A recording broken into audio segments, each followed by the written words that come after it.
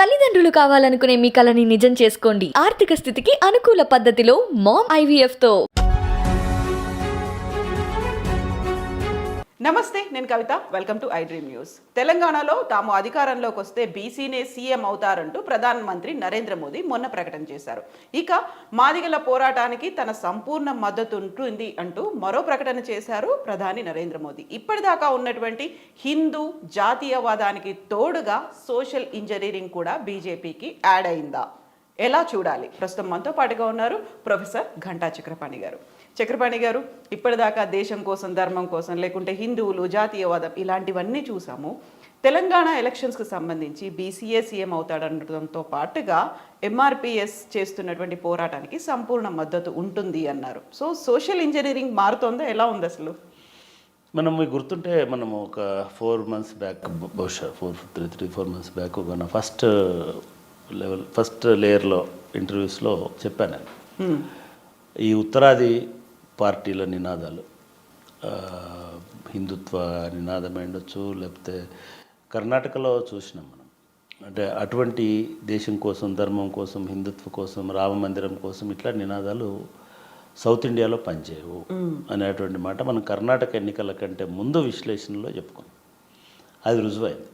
కర్ణాటకలో వాళ్ళు చేయనటువంటి ప్రయత్నం, వేయనటువంటి భంగిమ లేదు. అన్ని రకాలుగా మోడీ గారు అయితే 360 degreesలో ఎన్ని రకాల చేయగలడో అన్ని రకాల ప్రయత్నాలు చేసినారు. ఫీట్లు, ఎక్సర్సైజ్లు, రోడ్ మ్యాప్లు అన్ని రకాలుగా చేసినారు. కానీ అక్కడ అది పారలేదు. తెలంగాణలో ఎప్పుడు కూడా హిందుత్వ అనే రాజకీయం నడవదండి. హిందుత్వ రాజకీయాలతోటి కుదరదు. సౌత్ ఇండియా అంతా కూడా అది, తమిళనాడులో కూడా మీరు హిందుత్వ రాజకీయాలు చేయలేరు, కేరళలో చేయలేరు, ఆంధ్రాలో చేయలేరు. కాబట్టి ఇక్కడ ఏదో ఒక అంశం ప్రజల్ని ఎమోషనల్గా తమ వైపుగా అటెన్షన్ డ్రా చేసేటువంటి ఒక అంశం కావాలి. ఈ అంశంలో చాలా వీక్ అంశం అయితేనే ఎక్కువ ఎమోషన్ పడుతుంది. ఎప్పుడైనా సరే స్ట్రాంగ్ అంశం అయితే మీ వైపు ఎవరు చూడరు.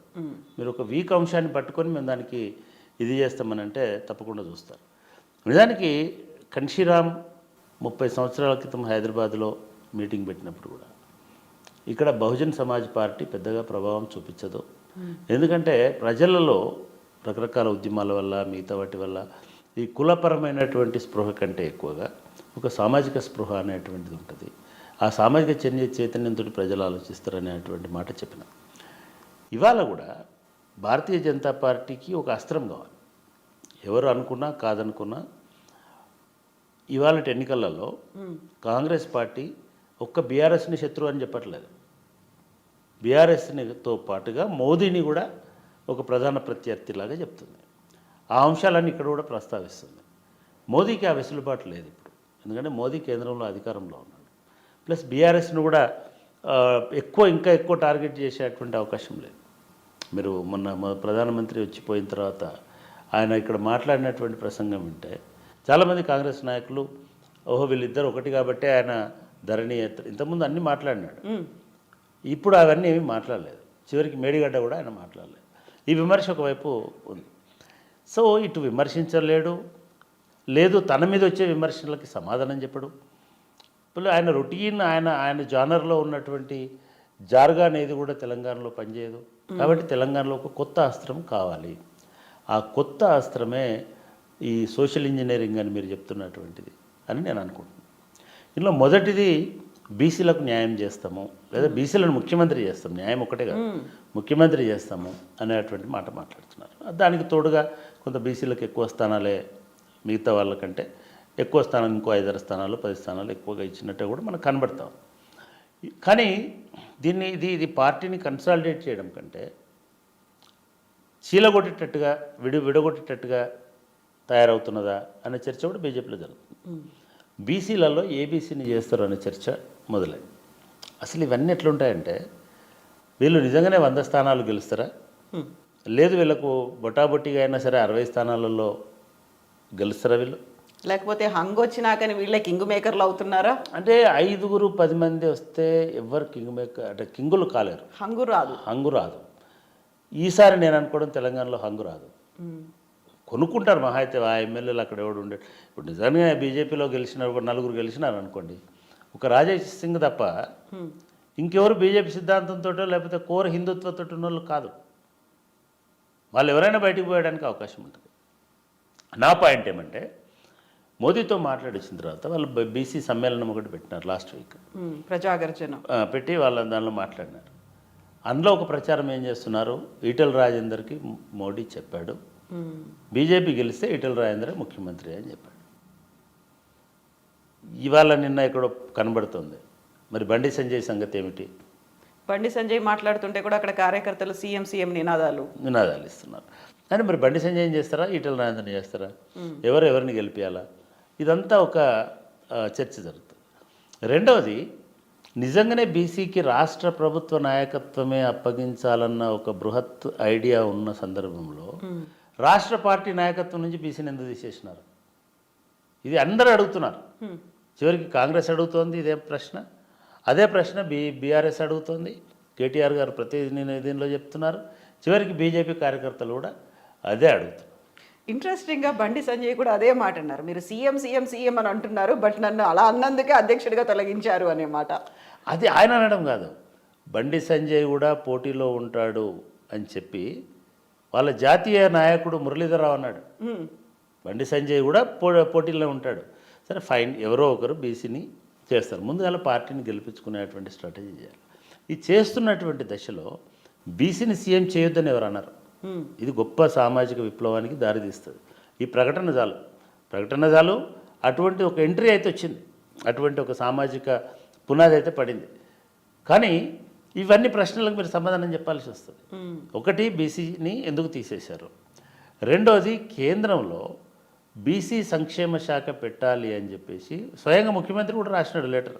ఆంధ్రప్రదేశ్ సీఎం కూడా ప్రధానమంత్రి నరేంద్ర మోడీకి మీరు బీసీలో ఒక శాఖను ఏర్పాటు చేయండి, మా రాష్ట్రంలో ఉంది బీసీ సంక్షేమ శాఖ, దీంతో నిధులు వస్తాయి, కోఆర్డినేషన్ వస్తుంది, వాళ్ళ మీద కొన్ని ప్రణాళికలు చేయడానికి అవకాశం ఉంటుంది, బీసీల అభ్యున్నతి కృషి చేయడానికి అవకాశం ఉంటుంది. ఈరోజు వరకు మీరు దాని పట్ల ఏమాత్రం స్పందించలేదు. అంతకంటే ఇంపార్టెంట్ అయినటువంటి ఇంకో అంశం ఏంటంటే భారతదేశ జనగణన అది కులాల వారీగా జరగాలి అనేటువంటిది ఒక 10-12 సంవత్సరాలు 15 సంవత్సరాల నుంచి డిమాండ్. ఈవెన్ మన్మోహన్ సింగ్ కాలంలో దాన్ని అప్రూవ్ చేసి ఆమోదించి ఎస్ అని డిసిషన్ తీసుకొని ఒక ఇది కూడా జరిగింది. మీరు చాలా ఆశ్చర్యపోతారు, ఉట్టి కుల గణన కాదు, జనగణనే చేయలే. మనకు 2021లో జనాభా లెక్కలు జరగాల్సి ఉండే, కరోనా అయిపోయి 3 ఏళ్ళు అయింది. కరోనా అయిన తర్వాత ఎన్నికలు అయినాయి చాలా చోట్ల. మీకు కులగణన చేయడానికి జనగణన చేయడానికి ఏమడ్డం వస్తుంది? కేసీఆర్ గారు తెలంగాణ రాష్ట్రం ఒక్క రోజులో చేశారండి మొత్తము సమగ్ర కుటుంబ సర్వేని, 1 డేలో. ఈవెన్ ఇవాళ ఉన్న టెక్నాలజీలో దేశమంతా ఒకరోజు చేయొచ్చు. దానికి మీరు ఏం చేయాల్సిన అవసరం లేదు. మీకున్న ఆధార్ లెక్కలు తీసుకున్నా లేకపోతే ఇంకో లెక్కలు తీసుకున్నా ఏదో ఒక డేటాబేస్ ఉంది మీ దగ్గర, దాన్ని బేస్ చేసుకొని చేయొచ్చు. ఒకటి. రెండవది, జనగణన అనేటువంటిది కులాల వారీగా సామాజిక శ్రేణుల వారీగా ముఖ్యంగా కుల గణన జరగాలి. బీసీల గణన కాదు ఇప్పుడు జరగాల్సింది, సమగ్ర కుల గణన జరగాలి. ఈ సమగ్ర కుల గణనని ఎందుకు అడ్డుకుంటున్నారు? ఒకటి. 2, కొన్ని రాష్ట్రాలు ముందుకొచ్చి చేస్తున్నాయి. వాళ్ళని అమిత్ షా మొన్ననే తిట్టినాడు. మొన్ననే బీహార్లో కులగణన జరిగితే అంతా బోగస్, అసలు కులగణన ఎందుకు చేయాలని మాట్లాడుతున్నారు. భారతీయ జనతా పార్టీ ఇప్పటి వరకు కులగణన అనేది చేయడానికి ఇష్టపడడం లేదు. ఎందుకు ఇష్టపడడం లేదంటే ఈ దేశంలో బీసీలు, ఎస్సీలు, ఎస్టీలు లేకపోతే మిగతా వాళ్ళు ఎంతమంది ఉన్నారనేటువంటి లెక్కలు వస్తే మొత్తం వాళ్ళ లెక్కలన్నీ మారిపోతాయి, వాళ్ళ లెక్కలన్నీ తప్పిపోతాయి. వాళ్ళు ఉన్నటువంటి ఇప్పుడు మొత్తం మనం మోడీ క్యాబినెట్ను చూసుకున్నట్టయితే ఒక 40% మంది ఒక సామాజిక వర్గం వాళ్ళు ఉన్నారు. వాళ్ళందరికీ ఏ ప్రాతిపదికన ఇస్తారనే చర్చ వస్తుంది. ఇది మొదటిది. ఇప్పటి నుంచే వీళ్ళు దీన్ని హర్షప్ చేయకపోతే 2024 ఎన్నికల్లో కాంగ్రెస్ పార్టీ అండ్ ఇండియా కూటమి ఇది వాళ్ళ మేనిఫెస్టోలో ఒక ప్రధాన అంశంగా పెట్టబోతున్నాయి. ఖచ్చితంగా 3 నెలల్లో వీళ్ళు ఆలోచించుకోవాలి. కాబట్టి ఇవాళ మనం ఇక్కడ రాష్ట్రాలలో ఒక టెస్టింగ్ దీనిలాగా వదులుతున్నారు. చలో ఇక్కడ మేము బీసీని ముఖ్యమంత్రి చేస్తాం. ఇప్పుడు ఈ 3 ప్రశ్నలకు సమాధానం చెప్పాల్సి వస్తుంది. రెండోది, చాలామందికి మనం ఇది క్లారిఫై చేయాల్సింది ఏంటంటే ఇది బీసీల కులగణన కాదు, జనాభా లెక్కల్లో ప్రతి ఒక్కరి కులగణన చేయాలి. అది వాళ్ళు చెప్తున్నటువంటి అంశం, లేదా అదే దాని సారం. ఎందుకు చేయాలంటే వాళ్ళ మనకు హైదరాబాద్లో మాదిగ విశ్వరూప మహాసభ జరిగింది. నిజంగా కూడా నేను ఐ అప్రిషియేట్ మందకృష్ణ మాదిగ స్పిరిట్ని. అవిశ్రాంతంగా ఇవాళ మోడీ అన్నదానిలో సత్యం. 30 ఏళ్ళుగా అంటే అది ఆయన జీవిత లక్ష్యం. అది అంటే లైఫ్ టైం గోల్ అంటాం కదా, లైఫ్ టైం 1 లైఫ్ 1 మిషన్ అన్నట్టుగా దాన్ని పెట్టుకున్నాడు ఆయన. ఆయన కూడా ఇప్పుడు దగ్గర 60 సంవత్సరాల దాకా, అంటే 30 ఏళ్ళ కింద మొదలుపెట్టినాడు. ఇప్పుడు ఆయన ఆ ఏజ్ కూడా వచ్చేసినాడు. ఇప్పటివరకు ఎందుకు నెరవేరలేదు?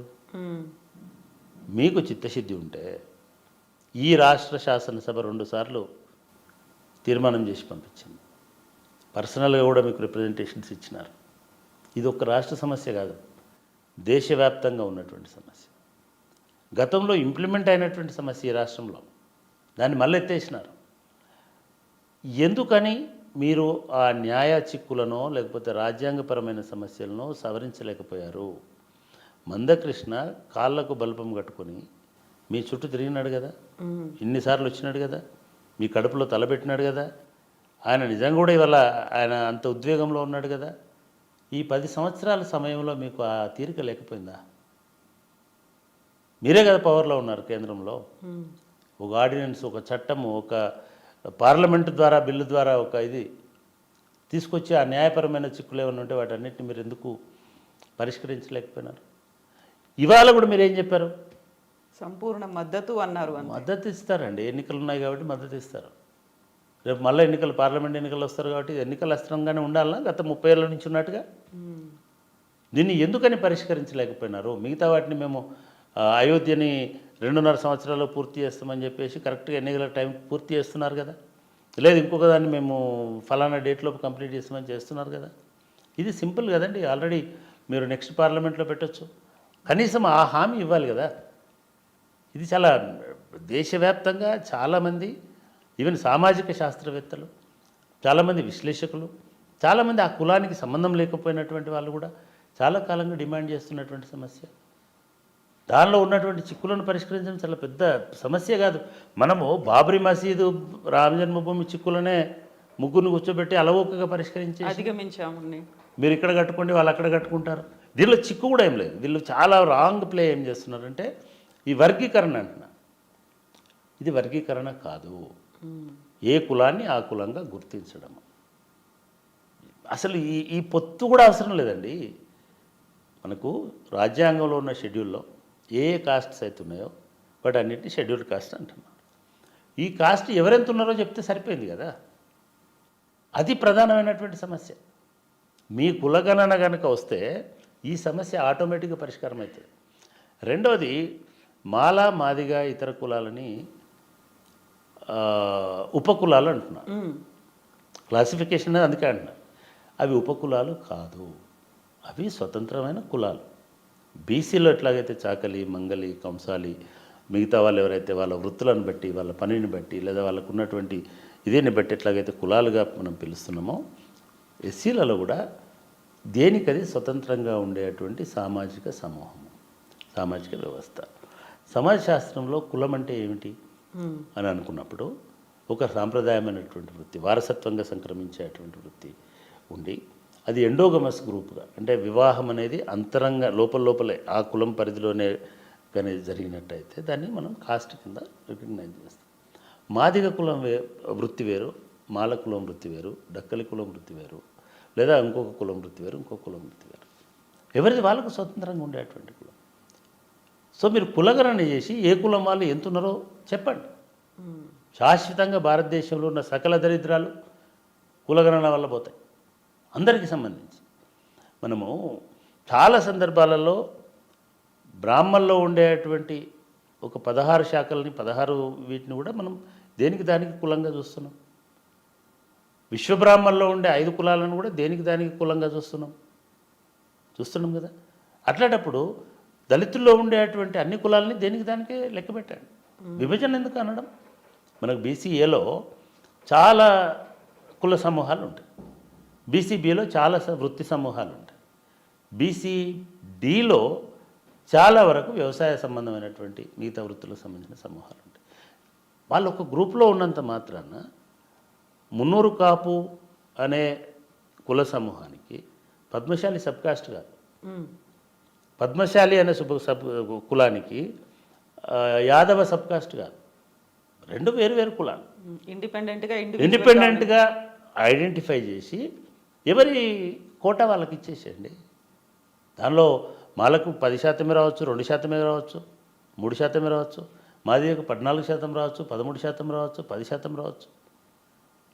ఇది అట్లా చెప్పకుండా ఒక రాజకీయ అవసరం కోసం, రాజకీయ ప్రయోజనాల కోసం, ఓట్ల కోసం, ఎన్నికల కోసం దాని వర్గీకరణ అనేది ఒక ప్రపంచ సమస్య. ఆ ప్రపంచ సమస్యను పరిష్కరించడానికి ప్రధానమంత్రి మోడీ కావాలి.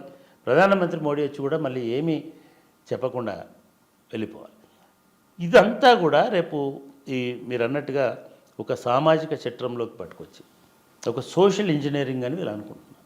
ఎందుకంటే ఇక్కడ రిలీజియన్ బేస్డ్గా ఇంజనీరింగ్ చేయలేరు. ఎందుకంటే ఇంజనీరింగ్ చేయాలని అంటే నువ్వు ఒకదాన్ని ఒక్కోసారికి కదిలేయాలి, మూవ్ చేయాలి. తెలంగాణ సమాజంలో రిలీజియన్ పాత్ర అనేటువంటిది చాలా చాలా చాలా తక్కువ. అన్ని రకాలుగా ఉంటారు, ప్రతి ఒక్కడు మతాన్ని గౌరవిస్తారు, విశ్వసిస్తారు. కానీ మతం ప్రాతిపదికనే ఓటేయాలి అని ఎవరు అనుకోరు. వాడికి అందరు భక్తులు ఉంటారండి. ఆ లెక్కను చూస్తే కేసీఆర్ అంత పెద్ద భక్తుడు ఇంకెవరు లేరు, అంత పెద్ద హిందూ ఇంకెవరు లేరు. ఆయన ప్రతినిత్యము యాగాలు చేస్తున్నాడు, ప్రతినిత్యము ఇంకోటి చేస్తున్నాడు. యాదగిరి గుట్టనేదో యాదాద్రి చేసేసినాడు. పాపం గుట్టకు పోదాం అనేటోళ్ళు అంతమంది, ఇప్పుడు అందరూ యాదాద్రికి పోదాం అనే కాడికి వచ్చేసింది. అంటే ఇవన్నీ ఆయన ప్రతి పండుగని సెలబ్రేట్ చేస్తాడు. సెలబ్రేట్ చేయడం కాకుండా స్టేటే సెలబ్రేట్ చేసేటట్టు చేస్తాడు. 2 రోజులు సెలవు ఇచ్చేసినాడు. అంటే రిలీజియన్ని గౌరవించడం, ఆచరించడం, పాటించడం వేరు. రిలీజియన్ ప్రాతిపదికన రాజకీయాలు నడిపించాలనుకోవడం వేరు. ఇక్కడ రిలీజియన్ ప్రాతిపదికన రాజకీయాలు నడవవు. కాంగ్రెస్ పార్టీ బ్రహ్మాండమైనటువంటి రిలీజియన్ ఇది ఉన్నటువంటి ఫేత్ ఉన్నటువంటి వాళ్ళు ఉంటారు. ఈ చక్కర్ నార్త్ ఇండియాలో నడుస్తుంది. నార్త్ ఇండియాలో నడిపించి రాహుల్ గాంధీ లాంటి వాడితో కూడా హనుమాన్ భక్తుడు అనిపించి, శివుడు భక్తుడు అనిపించి, గుళ్ళలకు తీసుకుపోయి ఇవన్నీ చేసినారు. కర్ణాటకలో కూడా అది నడిచింది. ఇవాళ మాట్లాడడానికి వచ్చిన మోడీ గారు కూడా ఆయన ఎప్పుడు వచ్చినా కూడా సమ్మక్క సరళమ్మ, యాదాద్రి నరసింహస్వామి నా కుటుంబ సభ్యులు ఫైన్, వీఆర్ హ్యాపీ. మనందరం మోడీ కుటుంబ సభ్యులు అయితే అందులో మందకృష్ణని కూడా నా చిన్న తమ్ముడు అని సంబోధించారు. అది కూడా మంచిదేనండి. ఒక ప్రధానమంత్రి ఆయన ఎమోషన్ అర్థం చేసుకొని, ఆయన బాధను అర్థం చేసుకొని, ఆయన వెనుకున్న బలాన్ని అర్థం చేసుకొని, ఆయన వెనుకున్న ఓట్లను అర్థం చేసుకొని మందకృష్ణని చిన్న తమ్ముడు అనొచ్చు. నాకు కావాల్సింది మందకృష్ణ చిన్న తమ్ముడు అన్నావా పెద్దన్న అన్నావా నాకు సంబంధం లేదు. మందకృష్ణ పెడుతున్నటువంటి డిమాండ్ న్యాయమైంది అన్నప్పుడు, దాన్ని పరిష్కరించేటువంటి బాధ్యత నీ మీద ఉన్నప్పుడు కేవలం మద్దతే ఎందుకు ఇవ్వాలి? కేవలం నేను మీతో ఉంటానని ఎందుకు అన్నావు? మీ సమస్యను నేను 100 రోజుల్లో పరిష్కరిస్తాను. రాబోయే పార్లమెంటు ఎన్నికల లోపు మేము చివరి పార్లమెంటు సెషన్లో అయినా సరే బిల్లు పెట్టి మీ కళ నిజం చేస్తాము అని చెప్పి ఉంటే బ్రహ్మాండమైనటువంటి నాయకుడుగా నేను కూడా అంగీకరించాను మోడీ. ఎందుకంటే ఆయనకు ఆప్షన్ ఉంది, ఛాన్స్ ఉంది. పార్లమెంట్ లైవ్గా ఉంది, ఎనీ టైం పెట్టేసుకోవచ్చు. ఇంకా మోడీకి ఎంత అధికారం ఉందంటే విపరీతమైన బలం, 303 మంది పైనంత మంది ఉన్నారు. ఆయన డైరెక్ట్గా ఒక బిల్లుని రాష్ట్రపతి దగ్గర పంపించి 24 గంటల్లో ఆర్డినెన్స్ ఇవ్వచ్చు. ఇది చాలా ఇంపార్టెంట్ సామాజిక సోషల్ ఇంజనీరింగ్ కాబట్టి 24 గంటలు దీన్ని ఎగ్జిక్యూట్ చేయండి అని పంపొచ్చు. అన్ని రాష్ట్రాలు చట్టాలు చేసుకునే స్వేచ్ఛ అయినా ఇవ్వచ్చు, అట్లా కూడా చేయొచ్చు. ఈ మధ్య కొన్ని అట్లాంటివి వస్తున్నాయి. మీ రాష్ట్రంలో మీరు చట్టం చేసుకొని అమలు చేసుకోండి అని చెప్పొచ్చు. ఒక ఎగ్జిక్యూటివ్ ఆర్డర్ తోటి చేసుకోవచ్చు. ఇవన్నీ మేము రామ్నాథ్ కోవింద్ని చేసాము, లేకుంటే ద్రౌపది ముర్ముని రాష్ట్రపతిని చేసాము, ఫైన్, అవన్నీ ఉన్నాయి. బట్ ఏం చేస్తారు, ఏం చేయబోతున్నారు సమస్యకు పరిష్కారం? ఈ దేశంలో ప్రాబ్లం దరిద్రం ఏంటంటే ఎవరైనా ప్రైమ్ మినిస్టర్ అయితేనేమో వాళ్ళ ప్రతిభతోటి అయినట్టు, ప్రణబ్ ముఖర్జీ అయితేనేమో ఆయన తెలివితేటలతో రాష్ట్రపతి అయినట్టు, ద్రౌపది ముర్ము అయితేనేమో వీళ్ళు చేసినట్టు. అంటే సేమ్ మనం దొరతనం అంటాం కదా, పార్లర్లను అపాయింట్ చేసినట్టు ఇది తప్పు. కులాన్ని బట్టి గుణం ఉండదు, గుణాన్ని బట్టే రామ్నాథ్ కోవింద్ని మీరు చేసినారు. రిజర్వేషన్ ఉండదండి దానికి. ద్రౌపది ముర్ముని ఆమెకున్నటువంటి ప్రతిభను బట్టి, గుణాన్ని బట్టి చేసినాం. ఒక మహిళను మేము తీసుకొచ్చి పెట్టినామంటే గౌరవం ఉంటుంది కనీసం. మిగతా చోట్ల ఎందుకు చేస్తలేరు మరి? చెప్తే బాగుండదు కానీ చాలా చోట్ల ఎందుకో మీరు అవి పాటిస్తలేరు. యూనివర్సిటీలు, సెంట్రల్ యూనివర్సిటీలలో ఎందుకో మరి వీళ్ళందరినీ తీసుకుపోయి వైస్ ఛాన్సలర్ని చేయట్లేదు, లేదు సిబిఐ డైరెక్టర్ని ఎందుకో దళితుని చేయట్లేదు, ఇన్ఫర్మేషన్ ఈడీ కమిషన్ చేసామంటున్నారు కదా. దళిత ఇన్ఫర్మేషన్ కమిషన్ కూరలు బీకేసి మాడభూషణం శ్రీధర్ అడిగిండు మీ సర్టిఫికెట్ అని మాడభూషణం శ్రీధర్ని ఇంటికి పంపించడానికి దాన్ని 3 సంవత్సరాలు చేసి కూరలు లేనివాడు అక్కడ ఉండాలి కాబట్టి తీసుకొచ్చి అక్కడ పెట్టినారు. నేను అడుగుతున్నా, సిబిఐ డైరెక్టర్ చేయండి, ఈడీ డైరెక్టర్ చేయండి, ఎందుకు చేయరు మీరు? లేదు ఈ దేశానికి హోమ్ మినిస్టర్ చేయండి, ఈ దేశానికి హోమ్ మినిస్టర్గా పెట్టండి, ఎందుకు గుజరాత్ ఆయనే ఉండాలా? ఇవన్నీ బయటికి చెప్పేటువంటి సోషల్ ఇంజనీరింగ్ గురించి మాట్లాడే వాళ్ళు బయటికి చెప్పారు. సామాజిక న్యాయాన్ని పాటించాలి జీవితంలో, ముఖ్యంగా రాజకీయ పార్టీలు ప్రజాస్వామ్యాన్ని శ్వాసించాలి, సామాజిక న్యాయాన్ని పాటించాలి, ప్రతి రంగంలో కూడా సామాజిక న్యాయాన్ని పాటించాలి. బోలెడంత మంది మీ ఎంపీలు ఉన్నారు, అసలు అష్యూర్డ్ ఎంపీలు ఎస్సీ ఎస్టీలో ఉన్నారు, ఎందుకంటే వాళ్ళ రిజర్వ్డ్ కాన్స్టిట్యున్సీస్ ఉన్నాయి. మిగతా కులాలు, మోదీ కులం ఆయన ఇంకొక ఆయన ఉండకపోవచ్చు మొత్తం పార్లమెంట్లో, ఎందుకంటే ఆయన గానుగా పట్టే కులం, బీసీ కులం, వాళ్ళు చాలా తక్కువ మంది ఉంటారు రిప్రజెంటేషన్. కానీ మాదిగలు బోల్డంత మంది ఉన్నారు కదా. ఒక అష్యూరెన్స్లో మేము హోమ్ మినిస్టర్ని, రేపు ఆయనే బిల్లు పెట్టాలి కాబట్టి హోమ్ మినిస్టర్ని మేము మాదిగని పెడతాము, ఒక ఆయనని. మాదిగ అంటే వేరు స్టేట్లలో వేరు డిఫరెంట్ పేర్లలో ఉన్నారు కదా, ఆ అష్యూరెన్స్ ఎవరు ఉంటారు? సో ఇదంతా కూడా ఒక రాజకీయ, ఇప్పుడు సౌత్లోకి రావాలంటే ఇక్కడ కాదు, ఇక్కడ ఇది చేయడం వల్ల మహారాష్ట్ర, కర్ణాటకలో కూడా చాలా బలమైనటువంటి సామాజిక వర్గం ఉంది మాదిగా, అదేవిధంగా మహారాష్ట్రలో ఉంది. సౌత్లోకి ఎంట్రీకి ఇది ఒక చక్కటి వాహనము అని మోడీ గారు అనుకుంటున్నారేమో అని అనిపిస్తుంది వాళ్ళు ఇచ్చినటువంటి దానిలో. అదేవిధంగా ఎన్నికలలో కూడా ఏదో ఒక సిగ్నిఫికెంట్ స్లోగన్ అనేది ఉండాలి కాబట్టి, ఆ సిగ్నిఫికెంట్ స్లోగన్ అనేటువంటిది మతం రూపంలో వస్తే తెలంగాణ ప్రజలు దాన్ని పట్టించుకోరు కాబట్టి బీసీ అనేటువంటి నినాదంతో వచ్చింది. అయినా సరే ఈ రెండిటికి మనము సపోర్ట్ చేయాలి, ఎందుకంటే అది సక్సెస్ అయినా ఫెయిల్ అయినా. బీసీ స్లోగన్ సక్సెస్, చాలామంది అంటున్నారు ఇలా ఈ స్లోగన్ అనవసరంగా అది సక్సెస్ అయినా ఫెయిల్ అయినా ఒక బీసీ సామాజిక వర్గంలో ఒక చర్చ అయితే అవుతుంది, రేపు మిగతా పార్టీల మీద ఒత్తిడి అయితే వస్తుంది, బీసీలను నిర్లక్ష్యం చేయకూడదనేటువంటి ఒక ధోరణి అయితే పార్టీలలో వస్తుంది. రేపటి ఎలక్షన్లలో, మళ్ళీ ఎలక్షన్లలో కనీసం మిగతా కాంగ్రెస్ లాంటి పార్టీకైనా సెక్యులర్గా, ఓపెన్గా, నేషనల్గా ఉండేటువంటి అవసరాలను దృష్టిలో పెట్టుకుని వాళ్ళలో కూడా బీసీలను చెప్పలేము. ఈ ఎలక్షన్లలోనే రేపు ఆ డిమాండ్ రావచ్చు, బీసీని ముఖ్యమంత్రి చేస్తేనే మేము మద్దతు ఇస్తామని చెప్పొచ్చు ఎవరైనా. ఎందుకంటే తెలుగు రాష్ట్రాలకు ఇది చాలా ఇంపార్టెంట్. దక్షిణాదిలో ఉన్న ఈ 5 రాష్ట్రాలలో అన్ని రాష్ట్రాల్లో బీసీలు ముఖ్యమంత్రులు అయినారు. కేరళలో అయినారు, తమిళనాడు అయితే పూర్తిగా 50% కాలం బీసీల చేతిలోనే ఉంది, కర్ణాటకలో అయితే చాలా కాలం బీసీ ముఖ్యమంత్రులు ఉన్నారు. ఒక్క తెలంగాణ, ఆంధ్రప్రదేశ్లో మాత్రమే, ఉమ్మడి ఆంధ్రప్రదేశ్లో కూడా ఒక్కరు కూడా బీసీ ముఖ్యమంత్రి కాలేదు, ఒక్క సందర్భంలో కూడా కాలేదు. 54% ఈ ఆంధ్ర తెలంగాణలో ఉన్నప్పుడు చాలా పెద్ద బీసీ సంఘాల లీడర్లు పోయి ముఖ్యమంత్రుల దగ్గర దాసోహం అయిపోయి ఎమ్మెల్సీలు అయినారు, మంత్రులు అయినారు, రాజ్యసభ మెంబర్లు అయినారు, సకలమైనారు. కానీ ధైర్యంగా మేము ముఖ్యమంత్రిని చేస్తాం బీసీని ఎవరు. ఎస్సీ కూడా అయినాడు ఒకసారి, దామోదరం సంజీవయ్య గారు తక్కువ కాలమైనప్పటికీ ఆయన ఒక ముఖ్యమంత్రిగా ఉన్నారు ఉమ్మడి రాష్ట్రానికి. కానీ బీసీలు చాలామంది, దేవేందర్ గౌడ్ లాంటి వాళ్ళు ఉండొచ్చు, గౌతులచ్చన్న నుంచి మొదలుపెట్టి చాలామంది హేమీలు ఉన్నప్పటికీ కూడా వాళ్ళని ముఖ్యమంత్రి కానియలేదు. డిప్యూటీ సీఎంలు అయ్యారు. డిప్యూటీ సీఎంలు అనేది జగన్ వచ్చిన తర్వాత జిల్లాకు ఒక డిప్యూటీ సీఎం చేసేసినాడు. మన దగ్గర దామోదర్ రాజనరసింహ ఎస్సీ సామాజిక వర్గం నుంచి అయినాడు. పాపం బీసీలు ఇక్కడ కూడా డిప్యూటీ సీఎం జగన్నాథరావు గారు అని 70s ఒక సందర్భంలో ఆయన డిప్యూటీ సీఎం అయినాడు. సో అంటే డిప్యూటీ సీఎం అనేటువంటిది జస్ట్ 6th ఫింగర్ అంటారు, తెల్ల ఆయనకు అంతే, దానిలో ఏమీ ఉండదు. తెల్లేనుగైనా అమ్మో ఏనుగు అనుకుంటారు. ఇప్పుడు ఆంధ్రప్రదేశ్లో 5-4 ఉన్నారు డిప్యూటీ సీఎంలు.